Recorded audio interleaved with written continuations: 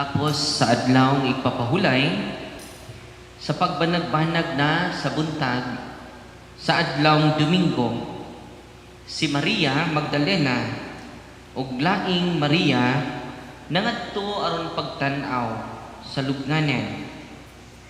Unya sa kalit dihay kusog nga linog, usa ka anghel sa Ginoo mikunsad gikan sa langit.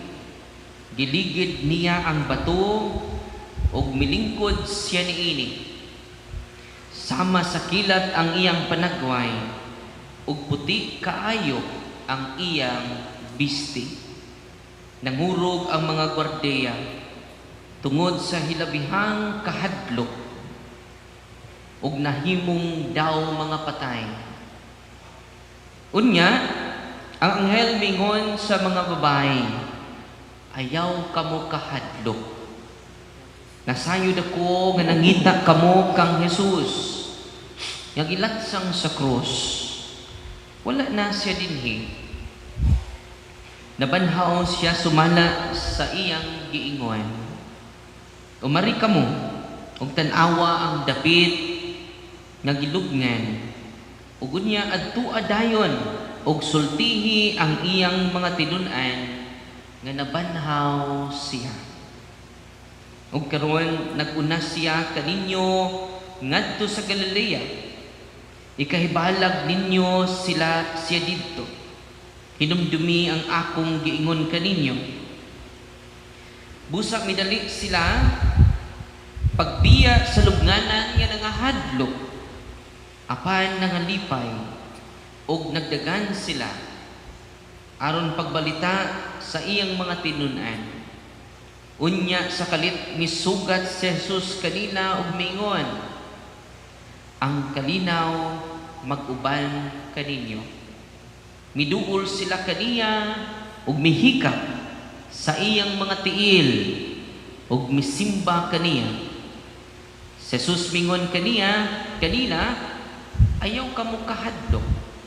Adtua ang akong mga igsuon ug paadtua sila sa Galilea ug didto magkita nila ako. Ang ebanghelyo sa Ginoo.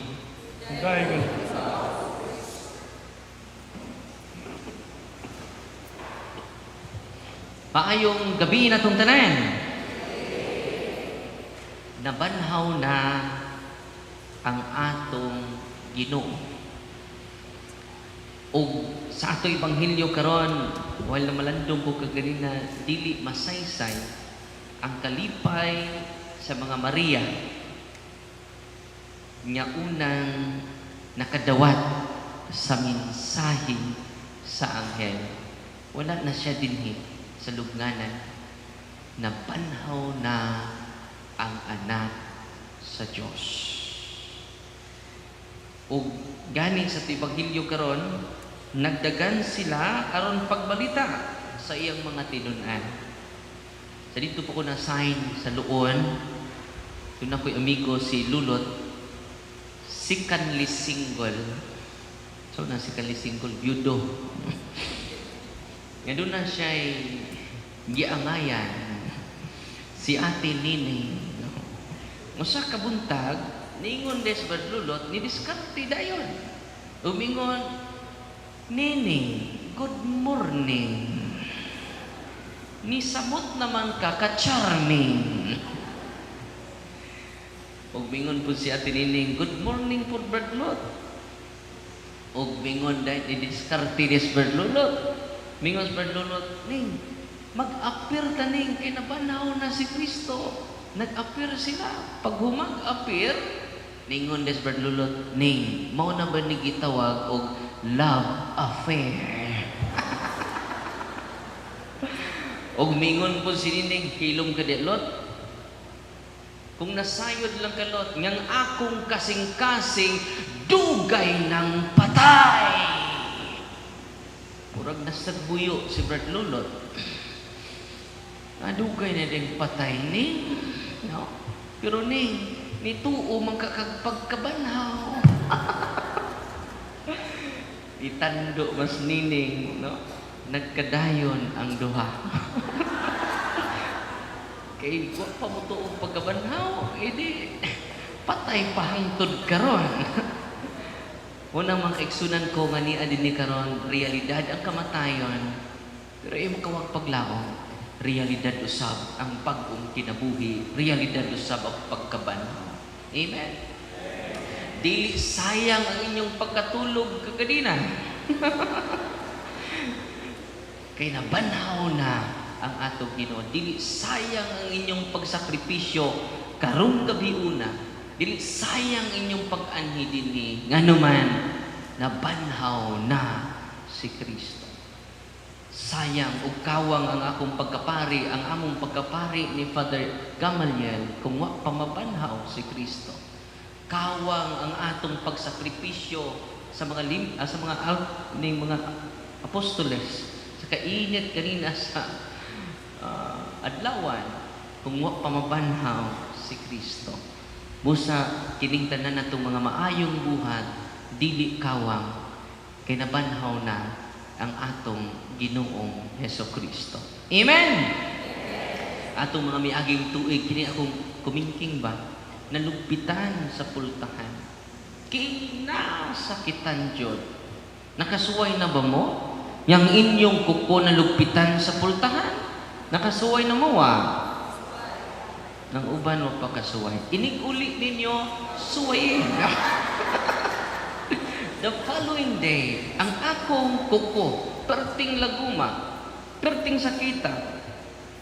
Muna niadto ko sa doktor, tuming ko, Dok, tanawa akong kuko, Dok, tabangi ko, Dok. Pagtanaw niya sa akong kuko, mingon ng doktor, Father, ang dama imong kaugalingon.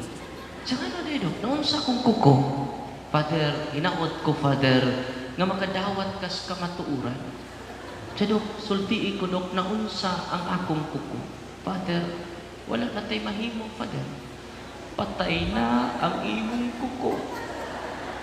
Sa mga ba, Dok? Patay na ang akong kuko. Yung sa akong man tani, Dok. Ikuha bito ng doktor o kumpit. Ikumpitan niya ang akong kuko. Why anesthesia? Gikalitang ibot sa doktor. Nisyagit ko sa kasakit. Aray! Okay, buot, Dok. Patay na ng akong kuko. Ug imo pa yung giibot. Yung anak ko'y kuko Ni-smile ang doktor. Mingon siya, tinuod, Father, namatay imong kuko. Pero pila ka adlaw karon, aduna na kay bag-ong kuko. Tanawa kong kuko. Namatay na ni karon nabanhaw. Kining pagkabanhaw sa tong Ginoong Hesukristo, ang atong kamingaw sa mga mahal na tos kinabuhi nga nangamatay, banhawon silang tanan sa adlaw sa katapusang mga adlaw. Ay mo palabig ka kuon ang inyong bana karon. Na may mga byuda din hands up ko no. Na yung mga byuda, hands up. Why byuda rin sila? Ay mo kawaw, hands up. Uy, tara. No? Ay mo kagol, pagitaan ta mo. Tanang nangamatay na itong mahal na tos kinabuhay. Ay mo kaguon, panhawon sa atong Ginoong Hesukristo. Nagkaroon, unsa may itong pamalandungan karon ni ining pagkabanhaw sa Ginoo. Ang lawas ni Kristo di ay dili nasama sa atong lawas. Kini nga atong lawas madugta man. Pero ang glorified body ni Kristo dili na jud mo. Dili na makasinatig kamatayon. Muni nakabaton na ang lawas ni Kristo karon og supernatural qualities. Upat. Ready na mo? Humanin ni kong wali, ganahan na mo mamatay. Nasimba ko kapariya ka, ikaw tayo mauna. Ay magduman to, mingon ni mag-inusara.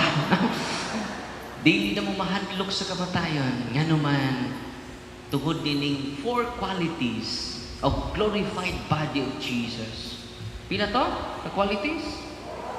4. Unang qualities, di kanini Saint Thomas Aquinas, impassibilitas.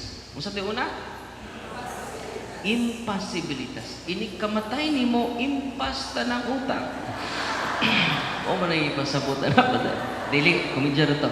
Unsay meaning aning impossibilitas? Impossibility cannot suffer or die. Ang atong lawas di ay, kung may sama na sa glorified body ni Kristo, mabanhaw ng pag-usab, dili na mo sinati o kasakit, o dili na jud mamatay. Romans chapter 6 verse 9, death no longer has dominion over him. Unang si Kristo nga namatay, dili na nabanhaw, dili na mabalik ang iyang kamatayon.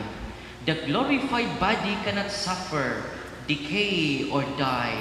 Dili na madugta. Kining akong lawas ron, madugta pa ni. Mamatay pa ning nagwali karon, mo tuo mong sa dili, matigbak ni. Di ni madag simba ko, katong nanimba ko ganina, mo tuy mauna. Impossibility flows from perfect union with God. Nothing can harm what is fully perfected. Unang lawas ni Kristo, namatay makausap. Pero karon nga nabanhaw na siya, dili na siya o kana nga maong quality, maunay quality sa atong lawas sunod sa katapusang mga adlaw. Ug mauna iyang promise, ug ang iyang promise iya nang gipakita sa iya mismo kinabuhi. Unang kiningtan ng mga butang mawa man eh, pero ang iyang saad dili kayud mahanaw. Matud pa niya, mahanaw ang langit ug yuta, apan ang akong mga pulong dili gayud mahanaw. Amen? Ang ikaduha nga quality, supernatural qualities sa glorified body. Ano sa tayo na? Impossibilitas. Hindi maimpas ang utang ha. Bayaran na ninyo. Salamat din ako mabayad kay impossibilitas naman. No? Mangutang taman hangtod karon. So, meaning dahil sa impossibility, dili na madugta ang atong lawas. Dili na malata. Pulihan niya. Diba niya, ang lawas ni Kristo nga glorified, mao tong lawas nga nabanhaw. No? Matud pa sa mga theologian, it is the same body, yet transformed. Jesus did not rise as a spirit or ghost. He kept His physical body. But pasabot kining atong lawas, dili lang ang atong kalagyang luwason, apil ang atong pinangga nga lawas. Body and soul will be saved by the Lord. Holistic ang iyang pag-save na to. Di ba? Ay nang nasakit karong diabetes, putlon ang tiil. Kagool, mabanhaw na imong tiil. Putla lang, putla. No? I-apil with putol pikas. Mabanhaw. After sa resurrection natong tanan, we will obtain glorified body, impossibilitas. Philippians chapter 3 verse 21, ingon si San Pablo, He will transform our lowly body to be like His glorious body. Mahisama kita siyang lawas. Wow! Excited na ba mo? No? Yung mamatay mataon na. Una na mabanhaw. No? Ikaduha, niya quality, claritas. Nung sa ikaduhang quality, upat ba ni? Claritas. Nung sa maning claritas, radiant glory. Iyan ning ipakita sa panahon sa transfiguration. Unang nasyak si Pedro, si Juan, nakita nila ang kasanag, masanag ug hayag pang dagway ni Jesus sa kahayag sa di naman nakatutok sa adlaw no. Matud pa sa gospel narrative, gospel account, ang dagway ni Jesus sama kahayag mo na claritas. Kung makabaton na tag glorified body, ang atong lawas, claritas, hayag pa sa udtong tuto. Unang bingon si Kristo, you are the light of the world. Because, mo na'y mag-reflect sa atong eternal identity. Unang gitawag, claritas. The body radiates the glory of the soul united with God. At the transfiguration of Jesus, His face shone like the sun. Matthew chapter 17 verse 2. This radiance is no longer hidden. It becomes His permanent state. Clarity shows that the body is no longer merely biological. It becomes a visible expression of divine glory. Wow! Maun sa atong lawas, musanag sa makahayag sa adlaw. Muna'y gitawag claritas. Ikaw, tulo, niya supernatural qualities sa glorified body of Jesus. Mao ni siya agilitas. Unsa ikatulo? Unsa man agilitas, Father? Nakakita ko ng salida nga the flash, kalit lag paspas kaayo. The body moves instantly according to His will. This explains how He appears and disappears at will. The body moves instantly and effortlessly according to the will of the soul. No fatigue, no limitation, no delay. Kung mabanhaw na data, niya makabatuntag glorified body. Mingon ka pananglitan, karon glorified body pananglitan ning akong lawason. Mingon, adto ko Canada. Uy, Canada na. Perti namang bagnawan, negative 22 naman. Inigsulti nimo, wa na kay bisa-bisa. Di na ka mo sakay airplane. Mingon na ka mo adto ko Europe, abot din ka. Kabantay mo, inigtungha ni Kristo. Mawa nagkalit, mabuta mo sa imios. Mao na agilitas. Ug maunay nature. Maunay quality sa glorified body. So, lusot-lusot na tayo ni Ron. Maunay pliti-pliti. Libre. Ug maunay gisulti niya, maunay gisulti sa mga bagiitang theologian, agilitas. Jesus appears suddenly among the disciples. John chapter 20, verse 19. He vanishes at Emmaus. Luke chapter 24, verse 31. The body is no longer heavy or resistant. It is perfectly obedient to the Spirit. Where the soul wills, the body is immediately present. Kumingon gani ka, nga maadto kurog Manila, pam, abot na kas Manila. No? Muadto kuron og asam tamad turon. No? Agilitas na ron. Una-una alang na glorified body. Ikaw tayo sa pala, asam taron. Na matug na tapader, matug na tayo. Agilitas. Wow. Ug mauna ang account sa Ebanghelyo. Ang ikaupat o katapusan, subtletas. Masa ito una? Impossibilitas. Ikaduha? Claritas. Ikatulo? Mga brightitude mo da. No? Ikaupat? Subtletas. Ano yung subtletas? He can pass through physical barriers, closed doors. Di na ka mapakog. Pakog di mo kayo, mabutoy na yung mabutoy imong agta. Lusot-lusot na ta. Ang atong glory, nagaputay physical existence, pero dili na ta. Mulusot na ta ning bumbong, mulusot na ta ning, di na ta mapakog. He is not a ghost, He is more physical. Not less, but in a higher mode of existence. Jesus enters despite locked doors. Di ba, narangka naman itong mga apostoles, nilusot si Kristo. John chapter 20 verse 19. Ug maunay supernatural qualities of a glorified body.